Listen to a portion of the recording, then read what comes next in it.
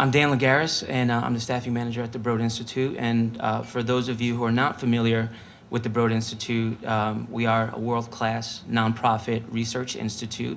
Our beginnings are from a collaboration that took place between the Whitehead Institute, MIT, Harvard, and the teaching hospitals. And our original claim to fame is that we worked on over 1/3 of the Human Genome Project, which has unlocked a lot of medical possibilities.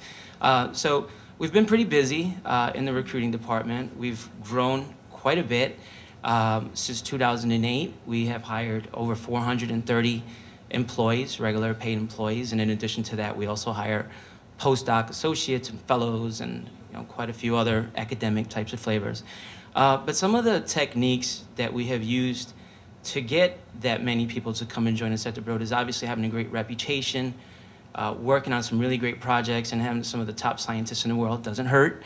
But at the same time, we are in a neighborhood in Kendall Square and in this Genetown hub is what we call it, where we are competing with a lot of for-profit organizations who can offer a little bit more on the salary front and sometimes benefits as well. So we've had to get creative.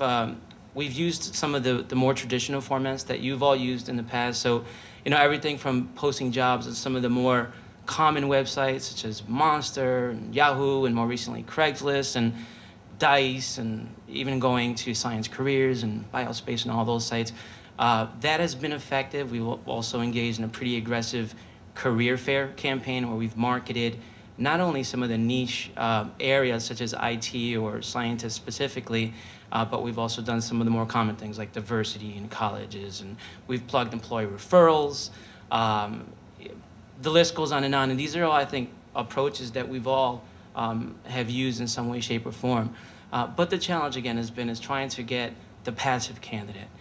We have a great flow of applicants that's coming in on a regular basis, so I think we're pretty blessed in that regard. However, how are you going to reach out to that person who's not necessarily looking for a job, especially in this market? Even though things are improving, it's still, some folks are still a little hesitant. So some of the approaches that we've started to take for a while now, we've been using, and I think the fact that this is redundant probably is going to resonate to let you know that it really does work, is LinkedIn has been one of our greatest success stories. LinkedIn, we're all here together right now, and this is one of the first venues like this that I've attended myself. I'm looking forward to more in the future. But if you attend these forums, you have an opportunity to shake a hand, talk, meet someone, maybe just share some stories of what's been successful for you and so forth. But most folks can't make these meetings on a regular basis like this, and you can really look at LinkedIn as another opportunity in a virtual world for us all to get together. So you're on there, you're making introductions. You are using it for example, if you're looking for searching or doing some sourcing. We do it all the time. It's very effective. Look by keyword, by specialty, by industry, location. We also post jobs on LinkedIn as well. More recently, we've posted, some of you may have seen, we've posted some HR jobs there. We've also posted some more technical jobs there. It's even reached the point where if you apply for a job and we're even considering you, we are going to look you up on LinkedIn to find out a little bit more about you, especially if it's a core support type of a function, such as a finance, HR, IT, that type of world. It's growing more towards the technical side, but if you're in this core area, you really need to be on LinkedIn. And we are looking to learn a little bit more about your background, validate some of your employment history. We're also looking to find out if there are some mutual connections so that we can sneak a backdoor reference in some cases. And it's just a really great resource. And I know Melissa had touched base on being on there and also joining some of the professional groups. You can join up to 25, I know, because sometimes we go to join another one and you hit your max, so you have to drop a group. But it really is great. There are quite a few for HR. And that's where some of our target base, that's where they're residing. They're on there. So what will we do? So we will go ahead and we'll go, and I do it on a regular basis, is I'll invite my colleagues, whether it be in HR or in a technical area or scientist, to join on LinkedIn. And then what we will do is we'll fish through their connections to find profiles that might be similar to theirs so that we can target those employees. And in some cases, if we have a good rapport with the employee, obviously they accepted our invitation, we ask for an introduction, or we'll go and talk to that person in person and say, hey, what do you think? You know, they have a great profile, great experience. Would they consider the Broad Institute? And in many cases, that's actually what sparks the employee referral, and we're not shy about giving them credit for the actual employee referral bonus either, and we let them know up front. That usually helps also. So LinkedIn has been really great for us. Also, and on a related note, so we've hired 80 employees so far this year, and 6 of them have been a direct result of LinkedIn, which is really great because when you think back to when you had to, for example, if you have to pay an agency, the fee that's going to generate, or if you also are going to post a job on a Monster or maybe one of the larger job boards, via LinkedIn has been, in some cases, free. So it's been a really great benefit. Another professional, I would say, professional/social website is Plaxo. Plaxo is another version of LinkedIn that's starting to grow in popularity. It might be a little cumbersome for some folks when you get invitations from the same person to join two different websites, but if you were to join yourself, you can also do searches on there as well to attract talent and to do research on people that you may be considering for hiring.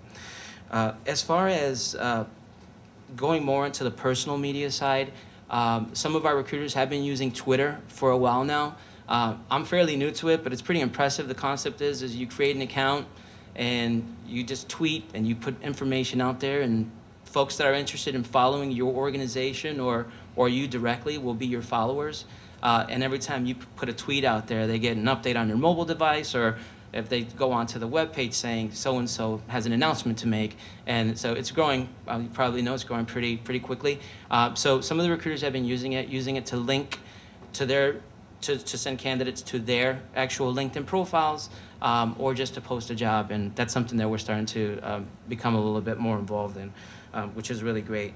Facebook, we're still, I think we're still a little bit shy about putting our foot in the water as far as putting some of our job postings on there. However, I think I'm a little bit more encouraged by what I'm hearing today. So that's something that I'd be interested in finding out a little bit more about, especially with the video production that Lindsay had mentioned and some of the other techniques that Chris mentioned as well. So that's one for us where, you know, we're getting there shortly.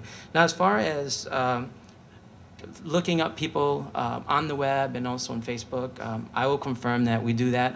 It's not part of our process, but sometimes we will Google someone to see what comes up, and in many cases, your Facebook profile will surface, and if you don't have your privacy settings set correctly, you can have maybe some kind of borderline incriminating pictures of yourself, or you know, just some social activity which you would really want to keep as personal. So that's just a little bit of a tip.